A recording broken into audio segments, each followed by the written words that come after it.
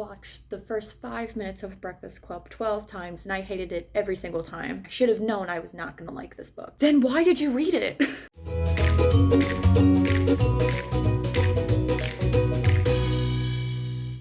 Hey lovelies, I'm Grace and we're the Book Bugs. So for today's video for this week, I am going to be reacting and reading 1-star reviews of my 5-star read books. So the books that I'll be doing today are One of Us is Lying, The Grace Year, Pretty Little Liars, The Cruel Prince, and I'm also going to do The Deal. So those are books that I gave 5 stars. And those are the ones that I'm just gonna react to 1-star reviews of them for, because I just think it's really funny. And to be completely honest, most of them might just be like, yeah, you right. So let's get into it. So the first one that I'm gonna be doing is One of Us is Lying, because as you guys know, it is my favorite book of all time. I literally went to go see the author like a month ago. So it would be a crime if I didn't start off with this book or didn't use this book for this video to start us off. So let's begin. When I read a mystery thriller, I usually get sucked in. I'm completely unable to put the book down. I forget everything I'm meant to be doing. It's pretty common for me to, even if the mystery is bad, I love them. Small problem, this didn't happen for this book. I was bored. My eyes rolled back into my head. Seems a little over dramatic, don't you think? I didn't care for a single character. I couldn't tell you a single event which actually happened. Oops. Why didn't you DNF it? Then DNF it. I mean, I stand by this book basically being a Breakfast Club x Gossip Girl crossover in book form. Actually, it's Pretty Little Liars. Get it right. Which I didn't enjoy. Then why did you read it? That's literally how it's advertised as. Why did you read it? I've seen the first 5 minutes of The Breakfast Club like 12 times and hated it every time. Why did you watch The Breakfast Club 12 times? That kind of sounds like a you problem. So I should have expected that I wouldn't enjoy this when I got that vibe. The twist was also ridiculous. Ridiculous. I don't agree with what was used as the shock factor of the book. Okay, that last point, that's fair. But, okay, first of all, if you knew you weren't gonna like it based on how it was advertised as, why did you pick it up? Why did you pick it up? If you knew you weren't gonna like it because you don't like Breakfast Club, it's advertised as Breakfast Club x Pretty Little Liars, not Gossip Girl, Pretty Little Liars, and you read it anyways knowing that you weren't going to like it. Sorry, but that sounds like a you problem. You did that to yourself. That's your problem, okay? Moving on. This is so sick. That's really funny. That's really funny. Yeah. There's moments like that in the book. There's moments like that. That's fair. That's very fair. That's also really funny. Oh, we got a long one here. That's what she said. One Scooby Ooby Dooby what a downer star. Why is there a space in between the 2 exclamation points? Bombastic side-eye. Let's see what this person has to say. Well, I thought the beginning was pretty dull, but okay. Then why didn't you DNF it? 4 paper doll teens. Bronwyn, the brain who is also an academic cheater. Whatever. Cooperstown, the golden boy jock who also is a closeted gay lad. Yawn. Addie, you spelled Addie wrong. Addie is spelled A-D-D-Y, not A-D-D-I-E. That's disrespectful. The dependent, insecure, pimple Barbie doll who ends up being a feminist heroine. No way, yes way, no way, yes way. Finally, there is Nate, the sultry bad boy drug dealer with attachment issues that ends up being sweeter than Winnie the Pooh and Honey. Yep, you better believe it. I'm not lying. That's really funny. That is a pretty good way to describe Nate, though. But he does develop. He has character development across the trilogy. One of them killed Simon, the pie man who has a gossip app. Oh boy, and he exposes all these bitches for little despicable acts because he is an outcast. Throw in a school slut, a talk show host, a cougar mom, a bipolar mom, an alcoholic dad, a goth girl, a Chinese cross-dresser, and what you have is a very dull circus sideshow. Dull, and I mean dull. Did I say dull? Yes, dull. No, I am not lying. But are they framed? Read it and find out, or like me, weep. Mind you, this book is so very predictable. I figured and saw every twist coming until the very end, and I am not lying. No, I am not lying. Was I entertained? in one or maybe two scenes in a small way. Was this overhyped, overrated? Yeah. Am I lying? Hell no. I don't know. The fact that she had to say multiple times that she's not lying, I think she's lying. You know what? One of us is lying, and it's not me. I think it's her. I think she's lying, because only a liar would have to say multiple times that they're not lying. That's guilty. That's very suspicious. So I think you're lying. That's suspicious. That's weird. By the way, I should probably put in here, these are all jokes. I don't actually mean any of them. I don't know these people. They're fine. They have a right to their own opinion. I do not fucking care. I'm just poking fun at the reviews because I find, like I said, I find them funny, okay? They have every right to their opinion. If they don't like the fucking book and they want to give it 1 star, they're allowed to not like the book and give it 1 star. They're allowed that opinion. I just think that the way and how they voice their opinion why they don't like it is funny. Just like on how they probably think the way and how I voice my opinion why I love the book is funny. And they would poke fun at it. But they have the right to their opinion. So just want to drop that in there really quickly, that I'm not doing this to hurt people's feelings. I just think it's funny. They're allowed an opinion. Just like how I'm allowed an opinion. All right, let's go to the next one. Well, this was the disappointment of the century. Okay, then why'd you read it? I'm pretty sure there's... Wait till he finds out that COVID happened. Wait, what year did that review come out? Hold on. Where is it?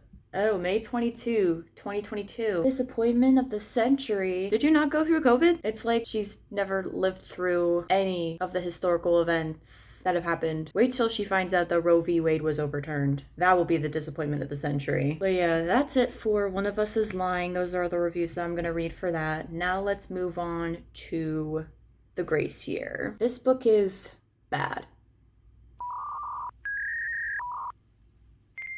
That's one way to put it. To begin with, the society is cartoonishly misogynistic.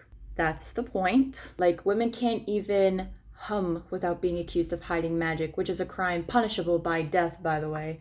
I have thoughts about making misogynistic dystopias this over the top, but suffice it to say that it's so extreme, it would be funny if it weren't irritating.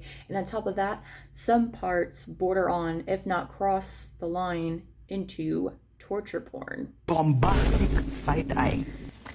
And even without all that, the writing itself isn't good. The writing style feels too unpolished for a final draft, and the plot and plot twists are convenient, predictable at best, and confusing / unbelievable at worst. One rivals Frozen and unforeshadowed good person is bad person twist, and that same twist also has an element that I either somehow miss completely or just makes no sense at all. Then, to top it all off, the end is very rushed and cuts off so abruptly that I thought my arc was somehow formatted wrong and I was missing the last pages. I felt nothing for any of the characters at any time, and even the character deaths had no impact. All I felt was frustration, the occasional flare of disgust, both targeted at the book for being just so bad. Cool. Next. 1.5 stars. I am sick of these so-called feminist books packed full of girls being nasty to each other. Then why do you keep reading them? Then stop reading them. If you're so sick of them, stop reading them. Problem solved. I had so many other problems here. Interchangeable cardboard characters. Insta-love the way the protagonist directed herself towards men at every path after her initial refutation of romance. The stupid protagonist, my goodness, the absent world building, that ending. How was that supposed to even be the last bit feminist? But the girls being mean and awful to each other, hurting and harming each other was the crux of it. Mad at the hype for prompting me to pick this up in the first place. She does realize this is basically like Lord of the Flies, but with women, right? She does know this, right? Lord of the Flies was the exact same thing. And I'm sure Lord of the Flies also has its faults. But I'm sure that there's probably not as many because it was a bunch of little British boys. She has a right to her opinion. Whatever. But hey, at least it was 1.5. Technically not 1 star, but 1.5. So that's good. Okay. Alright. We're getting right into it. As I already wasted my time reading 271 pages of this book before finally admitting to myself that I will get brain damage from all the eye rolling if I don't DNF immediately. I will not be wasting any more of my time writing a review. Good job. See, this is what I'm looking for, okay? Like, just DNF. Just do it. If you're done with it, just say, a girl from before, from the One of Us is Lying one, who literally went into it knowing she wasn't going to like it, but powered through anyways towards the end, which I low-key honestly kind of admire because you just finish it out of spite. Love that for her. But if you fucking hated it and you went into it knowing you were going to hate it, should have just DNF'd it. okay? But like, I do respect if she finished it out of spite. I do respect that because that's funny to me and I do the same thing. So I'm not exactly one to talk, but I find that funny. The Grace Year is basically a poor excuse for a dystopian with every toxic YA trope ever invented. I'm not like other girls. Check. All men are evil. Check. Oh, but except this one. This one is kind of cute. Check. Insta-love. Check, check. Blur. There's this super beautiful other girl antagonist that is so mean to me for no good reason whatsoever. Check. Absolutely zero world building. Check. Inconsistent plot, one-dimensional and boring characters, overly dramatic dialogue. Check. And all of that is masking under a label of a feminist YA novel, to the likes of Hunger Games and Handmaid's Tale. It wishes. I mean, there are some good feminist messages in here, but they are spewed so randomly and in such large quantities at once that it feels like a Google search info dump at every single feminist thing I've said ever. Interesting. Like I said before, I don't think it's really Hunger Games like. I feel like it's more Lord of the Flies like. That's just me. Have you read Lord of the Flies, person who wrote this review? I'm also not going to be putting people's profiles and stuff. I'm not going to show that because they have a right to their opinion and privacy. That's all the interesting ones and the ones that I care about reading for this. So we're going to move on. All right, next we're doing Pretty Little Liars, the first book, because that is also, fun fact, a book in my top 5. These 3 books that I've done so far, they're all in my top 5 books of all time. And it's funny because they're all YA. Now let's get into the reviews, and I think it'd be really funny every single time that I read a 1-star review or there's a 1-star review, that person will just get an A text that says that they'll reveal a secret. So if you put down a 1-star review for Pretty Little Liars, watch out for that A text from A saying that they're going to spill all of your precious secrets. Yeah. Alright, let's get into it. Lots of readers love this series, but to me it read more like a shopping list than a novel. He rubbed his fingers over the cuff of a hung-up pair of Joseph trousers. She slid her Tiffany Elsa Peretti heart ring up and down her finger. Spencer's sidekick vibrated. Emily struggled to operate her Nokia. Even when a body is identified by a ring, it's not just any ring. She remembered Allie's white gold initialed ring. Allie's parents had gotten it for her at Tiffany's. As a memorial to the dear departed, there's a smiling picture of Alice in a tight blue Von Dutch t-shirt and spanking new 7s. For heaven's sake, some of the issues faced by the 14 girls, the liars, are handled well. Emily's questions about her sexual identity, Ari's infatuation with the teacher, Spencer's attraction to her older sister's boyfriend. Such issues are all eminently worth of serious fictional consideration, but those brand names dropped onto every page? From Pottery Barn to Eternity, anyone? That is really funny though. I do find it funny on how every single fucking time they always like drop like a brand name. Like I specifically remember where it's like we're in this store, and then like Mona like trying to steal like some Moo like boots or whatever, or Nunu boots for Hannah. Oh, okay. I get it. The name drop of the brands and whatnot. But you know what? It does show you what type of society that they live in and like what kind of background the girls have. You know, it shows you what type of like people they are based on like what they wear, because fashion does tell you a lot about a person. So I'm kind of more like, yes, I can understand why it's annoying, but at the same time I'm like, it also helps me understand the characters better. So that's just me though. Next one. I listened to the audio. I hated the audio. There's an audiobook for this? This is the first time hearing of it. Now, I'll admit, I've seen the show way before diving into the books. Thank God for that, because this book was awful. Pretty Little Liars is basically the first episode of the show. That is correct. It is a great adaptation, by the way. That first episode is almost exactly like the first book, with some changes here and there. Could be season, but it has been a while since I watched it. Either way, the book is the show and the show is the book. If you want to dive into the book, I would suggest that you watch the show instead, especially you are thinking about listening to the books, because the narrator was awful. Throughout the book, I constantly compared it to the show. Then when I was listening to a certain character, I would actually picture the show and see everything. It honestly helped pass the time while waiting for this book to just stop speaking to me. Besides all of that, the drama in the book was I felt bad for Hannah in this one, but I also felt bad for her in the show as well. Each girl is dealing with their own family drama, some of which seemed unrelatable, at least to me and my family. One of my parents would never behave like Hannah's or Spencer's. Their reactions to things were just absurd sometimes. They are also a bit frustrating to even invest in. The girls were okay in the end, but I just don't care enough to dive into the next book. I feel like if I want to know what the hell is going to happen, I will just rewatch the show whenever I feel that desire. I hope I don't. Ever. Interesting. That's a very interesting one. I mean, fair enough. I know for me, personally, when it came to All the Boys I Loved Before, I think that the movies are way better than the books. But some people like the book better. Like I said, everyone's entitled to their own opinion, you know, but who's gonna tell this person that the show kind of goes downhill after, like, season 6? Not much to say. Didn't like it. I love the show better. Again, that's fine. Oh, I like the one person who did the 1.5. Not 1, but 1.5. I think that's all the ones that I'm gonna read for Pretty Little Liars. So the fourth book that we're gonna do is The Cruel Prince. So let's get into that. 384 pages, 0 substance. Unless you call pages littered with problematic shit substance. I don't get it. I just don't fucking get it. Before, this book is my first experience with Holly Black. It'll either make or break our future relationship. After, any plans for potential future relationship is hereby terminated, over, done with, null and void, cancelled. You get the point. When you go into a book expecting gold and it ends up being your worst read of the year in January, oh, the rage. Cry me a river. I'm kidding. But if you did not like the book, that's fine. I feel like I'm the only one who's going to rate this horribly low. It's giving pick me.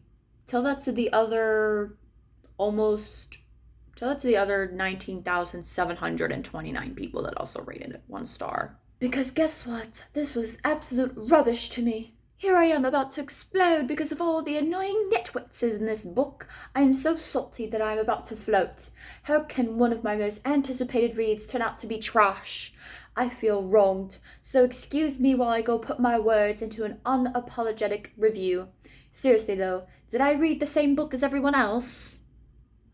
And then her review continues on, but that's just the first paragraph that I'm gonna read of her review because I think it's funny. And also, I saw the word rubbish and I was like, we are reading this in a British accent. And also the first sentence, woo! It's giving I'm not like other girls. Alright. DNF at page 173. Period. Okay. Not even halfway through. I don't think that's even 50% of the way through the book. Okay, like, willpower. I like it. How the fuck is this book so hyped? I expected it to be a fantasy with political intrigues and complexities, and instead I got high school drama, bullies, and one dumb as hell main character.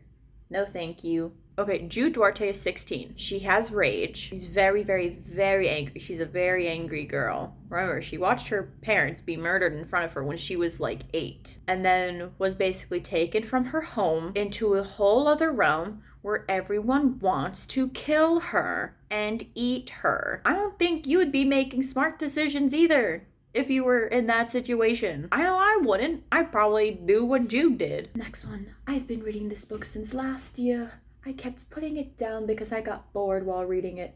The story wasn't interesting enough. I literally had to force myself to finish it. I know a lot of people liked it, but I just couldn't. This was really bad in my opinion. Easy. Straight to the point. This is probably my favorite 1-star review that I've read today. Like, this is so, like, blunt, honest, yet respectful. And she's also like, yo, in my opinion, didn't like it. Like, respect. Now, we're going to the final one, the final book, the last one I'm going to do for this video. The Deal. That's the final book we're going to be doing for this. And this is from the Off-Campus series. This is the first book in that. I love this book. I love Garrett and Hannah. I think they're really cute. So let's look at these 1-star reviews. Hannah, I'm broken because I can't have an orgasm with a guy. Me, an asexual. Well, I guess that makes 2 of us, huh? I could see Gabby making this comment.